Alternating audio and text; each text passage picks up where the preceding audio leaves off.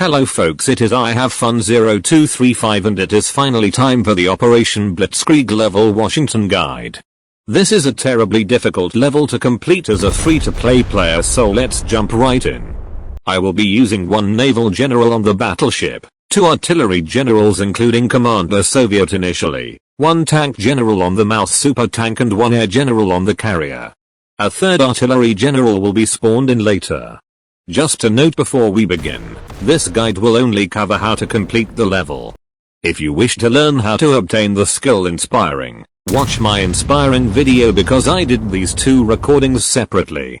Anyway, to start off you will need to naval invade the US through New York. You will need to protect your main units using the Kriegsmarine and the throwaway units as body shields. In the meantime the battleship should be used to bombard New York, and the carrier should be used to conduct air raids on New York. The free donuts on a submarine should deal with the American Navy, including the destroyer on the oil rig. It is important to capture the oil rig because you will have a shortage of oil. Once Spats and New York is down to an acceptable health, have your main units rush him. Since Spats is on a rocket artillery, there will be no counter-attacks from him. This is also why it is important for you to ensure that Spats can be annihilated before you move your main units to attack Spats to prevent him from getting an extra hit in. After Spats is destroyed, begin landing your main units in New York. While this is unintuitive as the AI loves to airstrike generals in cities, New York has a level 3 anti-aircraft cannon which will help defend against the American air generals, hopefully. As soon as the next round starts, move your unit away from New York to allow the next units to land. Defend the area around New York using the landed units by moving them north, and ensure they do not explode. In the ocean, sacrifice the free man's time as bait if you need to, as the Tiger heavy tank is not as effective as the super tank or the artillery pieces. Once all the main units have been landed, begin attacking Toronto. Toronto is lightly garrisoned, so you can use it to try and level up your units, which will give them some hit points. In the meantime, spawn medium tanks to garrison New York so that the Americans cannot retake it by paratroopers. Try and keep units on the oil fields and town tiles too, as the Americans will paratroop and recapture them. Spawn in a field artillery piece with your 3rd artillery general around this time too. Also, do not forget about the Navy. The battleship and carrier should be used to attack Washington while your ground troops are pummeling Toronto. Once Toronto is captured by paratroopers, immediately head for Washington where Eisenhower is sitting. I will be ignoring Detroit as I have already obtained inspiring in a separate playthrough, and I will not be doing the annihilate everyone side quest. However, Washington is a higher priority anyway, so your path should still follow my guide.